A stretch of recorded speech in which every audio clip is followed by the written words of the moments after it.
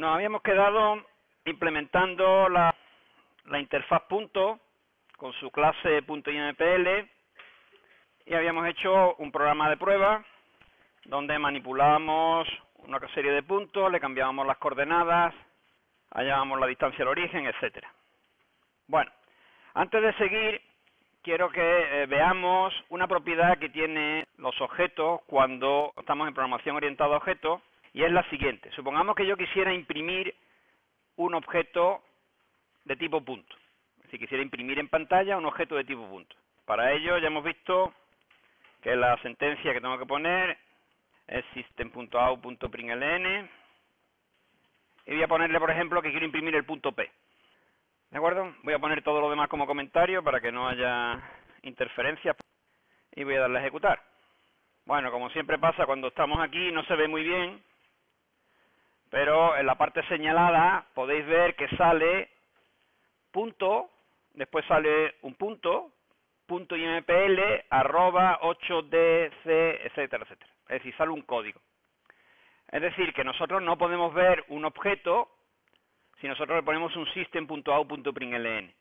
Nosotros para ver un objeto lo que tendríamos que hacer es imprimir su coordenada X e imprimir su coordenada Y, como hemos hecho en los ejemplos de la semana pasada. Entonces, ¿cómo lograr, por ejemplo, que si yo quiero mostrar la representación como cadena de un punto, en este caso, pues salga algo coherente, algo que podamos entender? Para eso, la programación orientada a objetos, en concreto el Java, proporciona un método que nosotros debemos de implementar en todas las clases. Ese método se llama toString. Lo vamos a hacer. Voy a añadir a .impl, a la clase, no a la interfaz, a la clase, un método que consistirá en convertir un objeto de tipo punto en una cadena de caracteres. De forma que cuando yo le dé a system.out.println un objeto, me salga una representación como cadena de ese objeto. Ese método será público, devolverá un string, ahora hablaremos sobre ello, y se tiene que llamar obligatoriamente toString, porque es un método que ya está implementado en Java y nosotros lo que vamos a hacer es redefinirlo. El método toString lo que hará será coger un objeto de tipo punto, en este caso porque estamos en la clase punto o en la clase .impl, y convertirlo en un string. Vamos a suponer que yo quiero que un punto sea un paréntesis, la coordenada X, una coma, la coordenada Y y un cierre paréntesis, es decir, lo habitual cuando nosotros representamos un punto. ¿Cómo se hace eso? Pues bien, lo primero que tenemos que ver es que en Java una cadena de caracteres se llama string, con mayúscula la S, con mayúscula. Entonces, si nosotros hacemos string S, nosotros lo que estamos haciendo es definiendo una variable de tipo cadena de caracteres. Claro que es mucho más sencillo que lo que habíamos visto en C. En C, definir una cadena de caracteres, pues tenía que ser un array de char. Aquí es mucho más sencillo. Hay un tipo ya predefinido que se llama string. Entonces, en esa cadena S, yo lo que voy a hacer es guardar una representación del punto como cadena de caracteres. Trabajar con las cadenas de caracteres en Java es muy sencillo, porque se puede utilizar el signo más para concatenar cadenas. De hecho, ya lo habíamos utilizado el signo más aquí la semana pasada, cuando yo quise concatenar en el system.out.println la cadena, la coordenada X de Q es y el valor que devolvía getX. Utilicé este símbolo más para indicar concatenación de cadenas. Bueno, pues ese símbolo más es el que voy a usar ahora en el toString.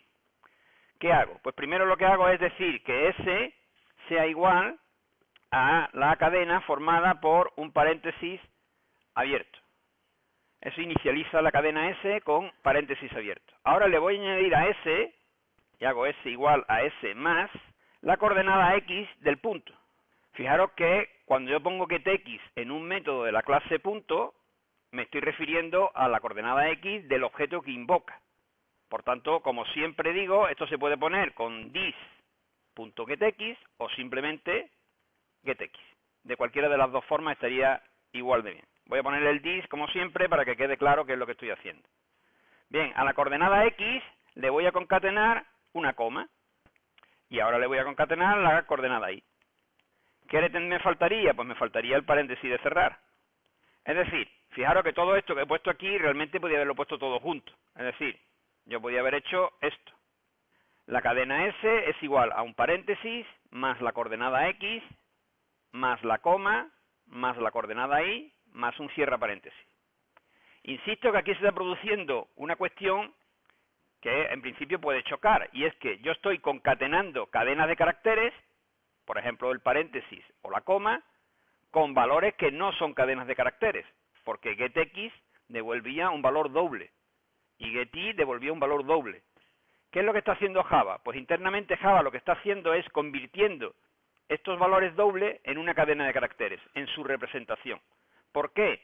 Porque existe un toString que convierte un doble en una cadena de caracteres. Y ese toString, que nosotros no implementamos porque ya lo trae Java, lo que está haciendo es convertir ese doble en una cadena de caracteres y concatenándolo al resto de la cadena que yo estoy definiendo. Y finalmente, una vez que ya tengo mi cadena S, lo que hago es devolverla, porque el toString devuelve esa cadena. Por eso está aquí puesto string. Entonces, con este toString, ¿qué es lo que consigo yo? Pues lo que yo consigo es lo siguiente. Fijaros, acordáis que cuando he ejecutado antes este código, todavía está aquí abajo, salía un código que no se entendía. Si yo ahora hago la misma ejecución, ahora podemos ver que sale 7 menos 5, entre paréntesis y separados por una coma. Es decir, que la cadena de caracteres que representa al punto P es lo que se imprime. Por eso siempre nosotros trabajaremos con clases que implementarán un método toString, que insisto, dependiendo de la clase, evidentemente, lo que hará será pues obtener una representación como cadena de caracteres de un objeto de la clase. Tiene que llamarse, insisto, obligatoriamente así, toString, porque es una redefinición de una función, de un método que ya trae Java. La S del toString también con mayúscula. ¿De acuerdo?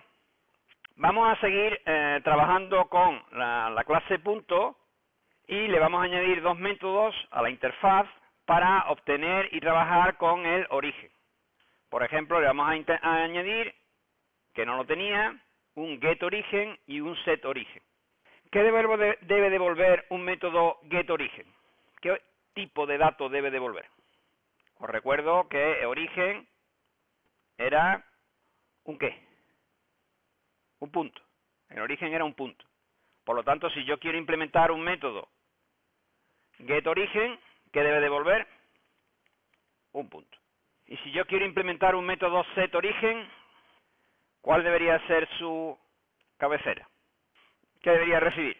Pues si yo quiero cambiar el origen, debe recibir un punto. Y los métodos set, como casi siempre, devolverán un void. Luego el método getOrigen devuelve un punto, el método setOrigen lo que hace es recibir un punto y modificar el origen con ese punto. Esta es la interfaz.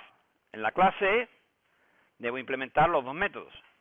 El método getOrigen simplemente lo que hará será un return del atributo origen y el método setOrigen recibirá un punto y lo que hará será cambiar el origen a ese nuevo punto.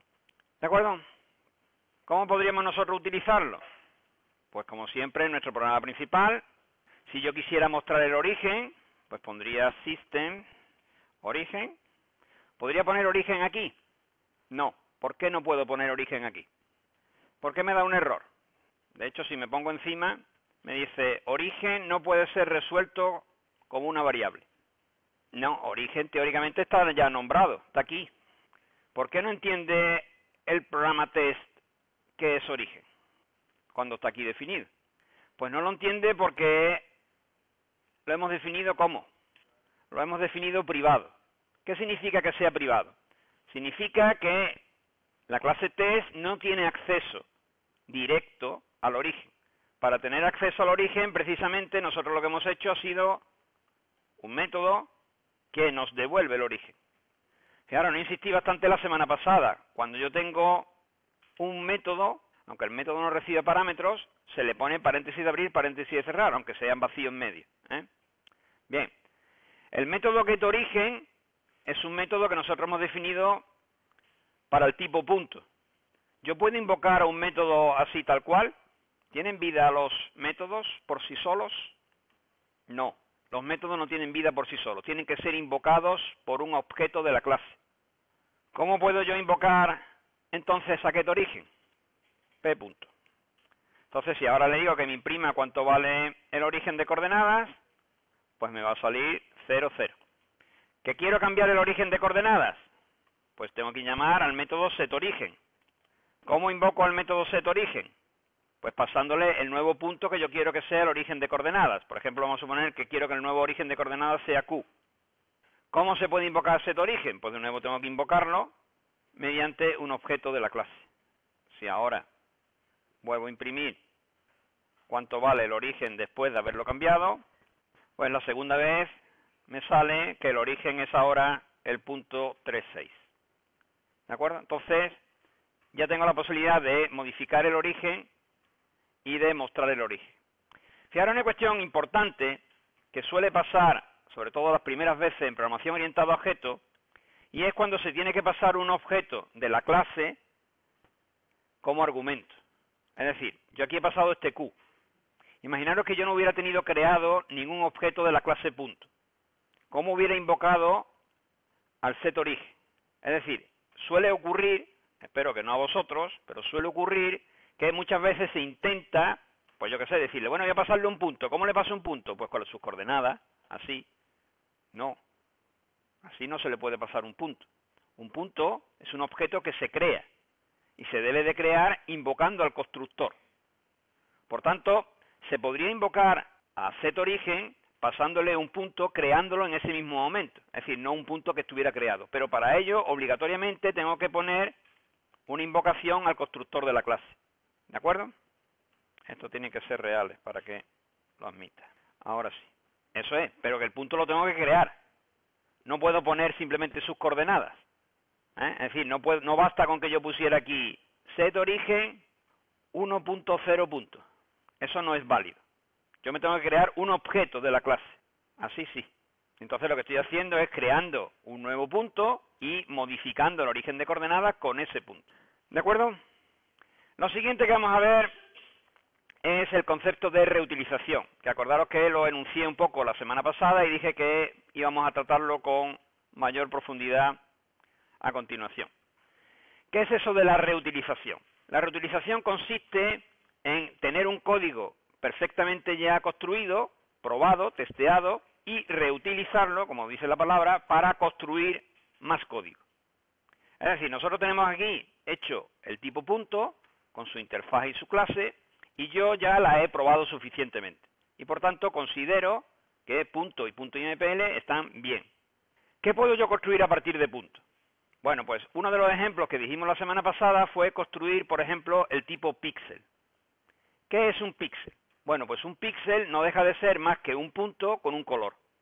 Es decir, que tiene una coordenada X, una coordenada Y y un color. Entonces, todos los métodos que yo tengo definidos para punto los puedo intentar reutilizar para píxel. Sin necesidad de volver a hacer, por ejemplo, los métodos getX o getY, o setX o setY, porque ese código ya lo tengo hecho para punto y además lo tengo testeado, sé que me funciona. Por lo tanto, cuando yo construya la clase píxel, el tipo píxel que vamos a hacer ahora, lo voy a reutilizar. Ese es un tipo de reutilización. Hay dos tipos de reutilización. La que se llama por herencia, que es esta que os está comentando de píxel y punto, y hay otra otra reutilización que es por composición. Son dos palabras diferentes, herencia y composición. Las dos son formas de reutilización. Por lo tanto, nosotros podemos decir, o podríamos decir, que la programación orientada a objetos tiene dos tipos de reutilización. Dos puntos. Composición y herencia. ¿Cuándo utilizar una u otra? Bueno, no hay un mecanismo claro, depende del problema, que nos diga cuándo una y cuándo otra. Vamos a intentar aclararlo con un ejemplo que nos sirva para lo que estamos hablando de punto y píxel. Por ejemplo, un píxel nosotros podemos entender que es un punto, ¿no? Un píxel es un punto. Entonces, ese tipo de herencia normalmente se hace ese tipo de reutilización normalmente se hace por herencia. ¿De acuerdo? Cuando el objeto que yo quiero crear es del tipo del que ya tengo creado, eso se llama herencia. Vamos con otro ejemplo para que veáis la diferencia. Un círculo.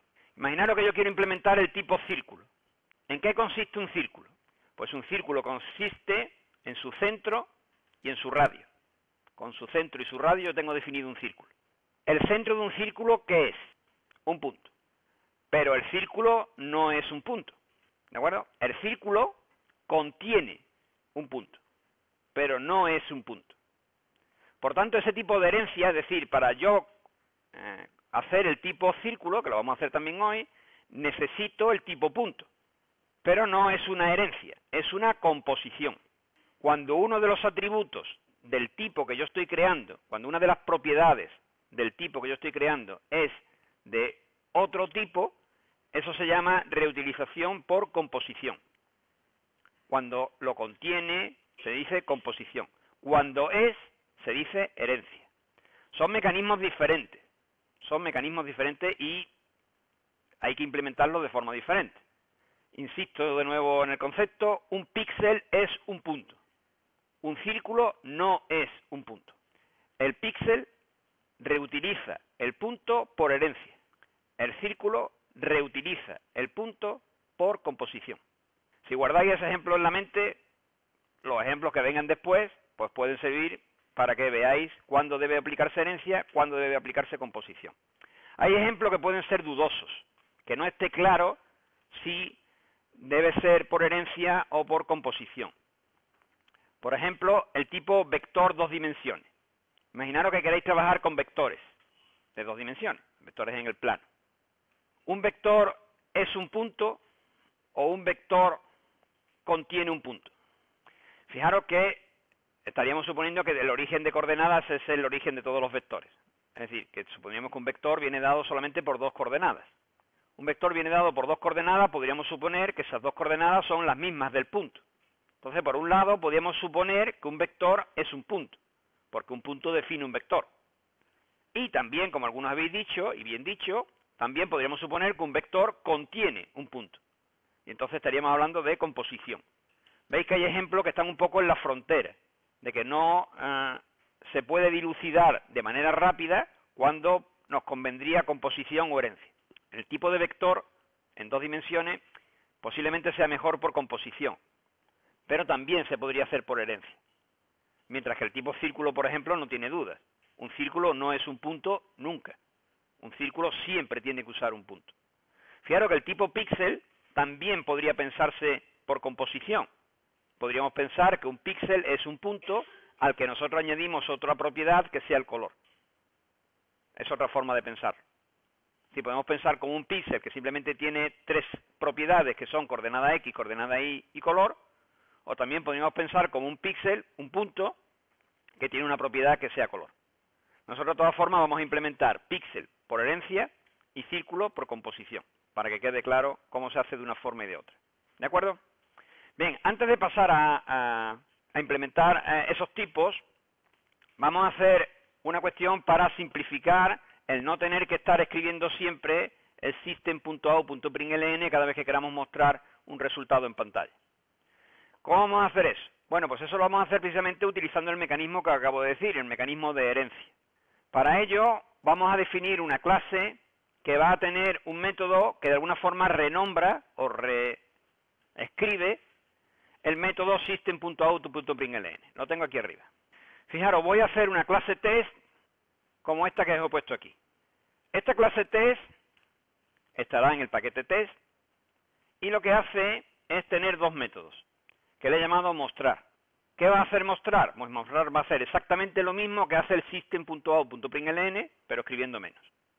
¿Qué argumentos tiene mostrar? Pues tiene dos posibilidades. O bien un objeto, o bien una cadena seguida de un objeto. En ambos casos lo que hace es llamar o invocar al método de Java system.out.println, o bien con el objeto P, o bien con el objeto la cadena más P. Esta segunda forma de mostrar, con una cadena por delante, serviría para casos que yo quiera decir, pues el punto es, pongo la cadena, el punto es, coma, y después pongo el punto. Y así puedo imprimir en pantalla un mensaje delante del objeto que yo quiero imprimir. ¿De acuerdo? ¿Cómo se utiliza esta clase test? Pues fijaros, lo primero que voy a hacer es cogerla, que la tengo aquí implementada, la voy a copiar. Fijaros, para copiar una clase o un paquete de un proyecto a otro, basta con el botón derecho, pinchar sobre el objeto que queréis copiar, en este caso test.java, le dais a copy, os ponéis sobre el paquete donde queréis hacer la copia y le dais a paste. Fijaros que ahora ya tengo en mi paquete test una clase test. Y ahora lo que voy a hacer es que test punto, que es la clase que yo tenía de antes, sea una herencia de test. Es decir, que los métodos que tiene test yo los puedo usar. ¿Cómo se hace eso? Pues vamos acostumbrándonos a poner la cláusula extends. Ahora he puesto que test punto extiende a text. ¿Qué es eso? Pues eso es el mecanismo de herencia que ahora vamos a utilizar con Pixel. Fijaros, lo que estoy diciendo es que test punto es una clase que puede usar los métodos que ya tengo definidos para test. Por tanto, yo ahora en test punto, estos system.out.println que tenía, los puedo sustituir por mostrar. Mostrar. Voy a sustituir todos los que tengo. Si le doy a ejecutar, el programa funciona exactamente igual. Lo único que he hecho ha sido sustituir los system.out.println por el método mostrar, que se puede utilizar pasándole simplemente el objeto o poniendo por delante una cadena de caracteres que diga el punto P es, y aquí abajo sale, pues el punto P es 7 menos 5. Dime. Claro, el system.out.println no lo pierdo, eso está en Java y lo puedo seguir utilizando. Lo que he hecho ha sido simplemente mostrar un mecanismo de herencia para simplificar, ¿vale?, la escritura. Es decir, he renombrado el método que trae Java para imprimir en pantalla, lo he renombrado mostrar, de forma que ahora lo puedo utilizar. Entonces, siempre que nosotros hagamos una clase test, lo que vamos a hacer es intentar que esta clase test herede, este mecanismo es el de herencia, esta clase test, punto, hereda de test, y los métodos que tiene test yo los puedo usar en test punto. Muy bien, buena pregunta. Import lo que hace es ser capaz de los tipos definidos en el paquete punto que sean comprensibles dentro del paquete test. Es decir, si yo no pusiera este import, punto P y punto Q no los entendería. De hecho, tan sencillo como poner esto como comentario. Inmediatamente me saltan los errores y me dice que no entiende punto. Eso es para utilizar tipos creados en otro paquete. El extends lo que me permite es utilizar métodos definidos en otra clase. ¿Vale? Una cosa es utilizar tipos de otro paquete y otra cosa es utilizar métodos de otra clase. Este mecanismo de extends lo he puesto aquí, aparte de por simplificar el system.out.println, que siempre era un poco latoso, para ver cuál es el mecanismo de herencia, porque este mismo mecanismo es el que vamos a utilizar ahora con Pixel.